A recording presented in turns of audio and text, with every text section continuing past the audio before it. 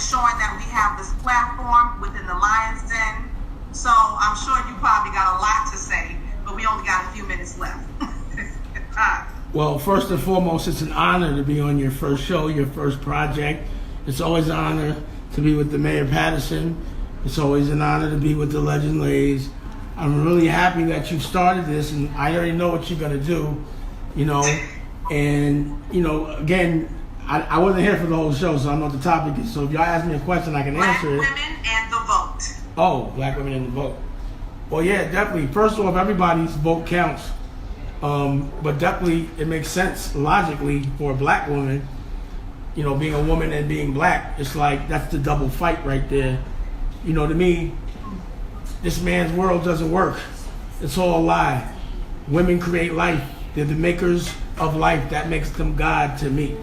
And I've always wondered why we don't appreciate women in that way. But it makes sense for men to be dumb and pretend there's something they're not. But, you know, and pretend that they're supposed to be God and be the strong ones and can't create nothing. So I would always prefer a woman to be in control. And if a woman can be and take the steering wheel, they should. But I also think it's important that we focus on those swing states like North Carolina and Pennsylvania and Florida and make white women accountable because they don't be stepping up. And also understand, you know, especially in Florida, I don't know why, you know, and no disrespect, but Spanish people like that guy Trump. You know what I mean? Which is I don't understand it. But I do think we got to take Florida and North Carolina. We only down about 2-3%, you know, and 30 black people represent 30% of the vote out there. So that means that black people, black women, black men can actually make it where a Republican state finally turns into a Democratic state. So that could be a historic narrative. So it's important for us to understand that.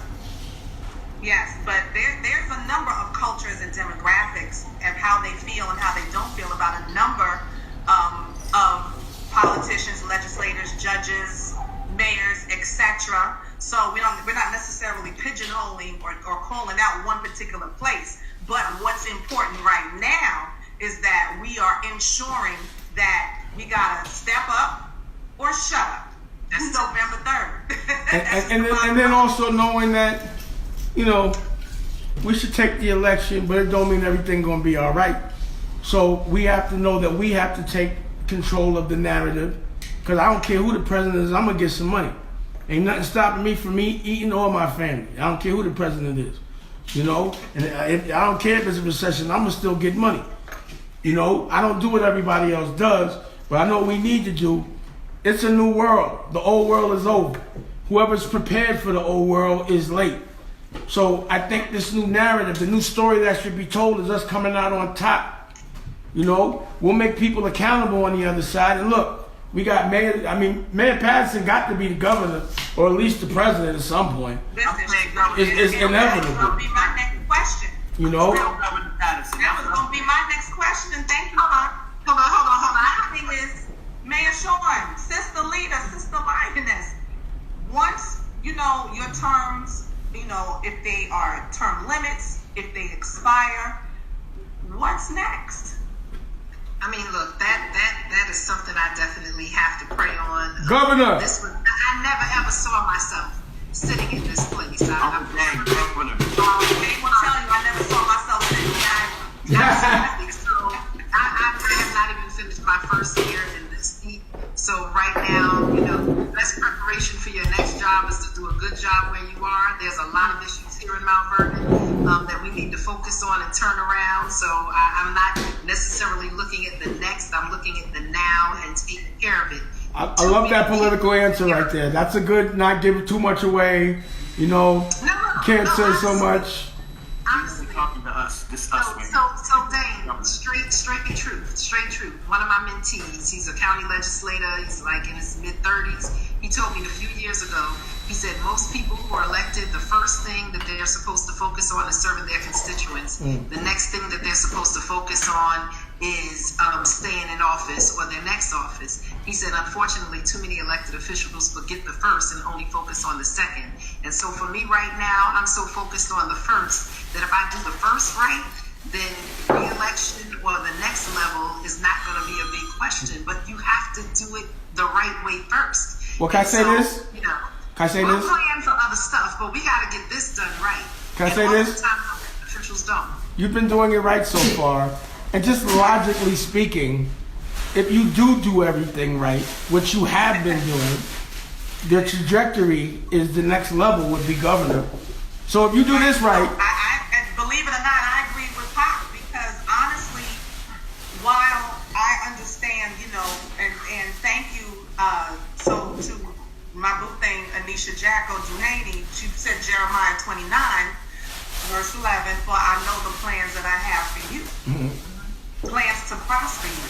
So basically, if he is able to provide you with the mayorship in a town, he's absolutely holding you accountable for his souls of the town, for when and preparing you for your next level of what's coming.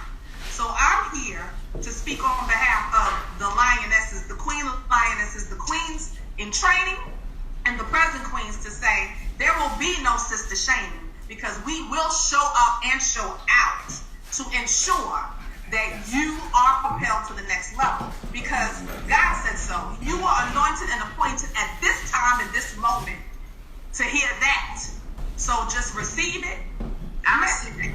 But I have a question. For our brothers, because we're talking about black women in the vote, and we've already established that black women are the strongest democratic voting bloc in the country, that they depend on us. But I also said that we need our black men to stand up, and I hear so many of them on social media sister shaming Kamala and saying, well, why should I vote for her? She got a white husband. She put black men in jail. So my question to you is, what is your message to black men? Because we know the women, we're showing up. So we need you to put something out here to the brothers and motivate them to get out to the polls. So go on, spit your fire. I call that the barbershop conversation. I'm a bigger picture guy myself.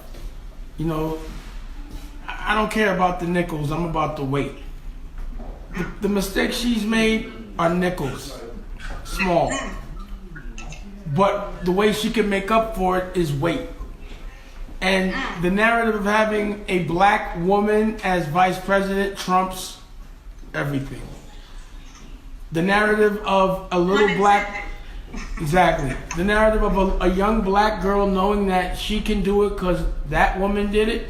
I know what it did for us to see Obama become president. And I would argue with certain black people, like, he didn't do this for black people, he didn't do that. You don't understand, when you become president, you're no longer black.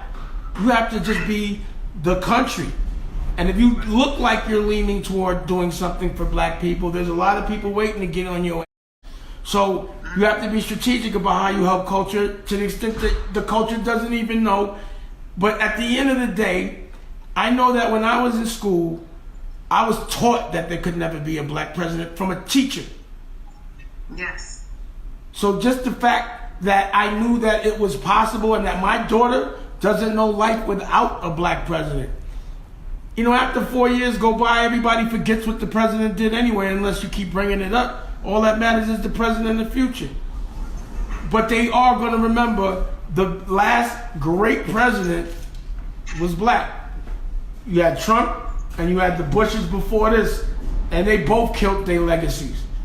So the Bush name is in the toilet, no disrespect, but it is. And now the Trump name is in the toilet. But the Obama name is looking good.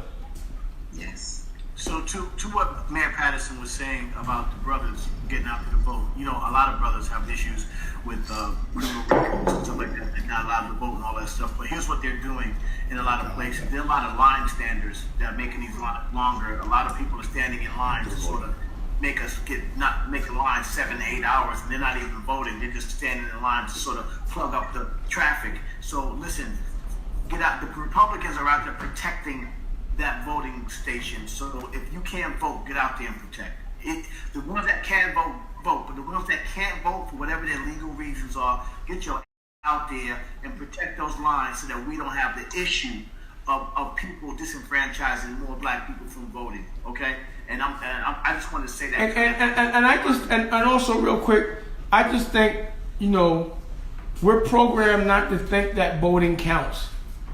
You know, when we're in school, it's not taught. No one teaches you how to pass a law or how to lobby. I think it's intentional to make it look like it's untouchable and to make everything else that we don't need presented to us. But the things and the necessities, I think, are consciously, intentionally. Every kind of dumb thought that we have that's not logical is programming. And we have to not get caught up in the con. Like, you can't be mad at the oppressor for oppressing you. You have to be mad at yourself for letting yourself be oppressed by a nerd.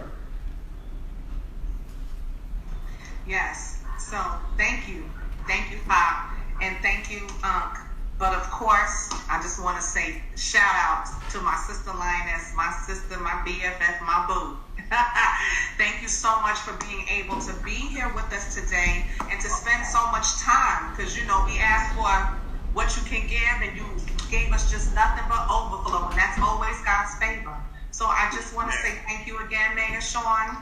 We are praying for you. We support you.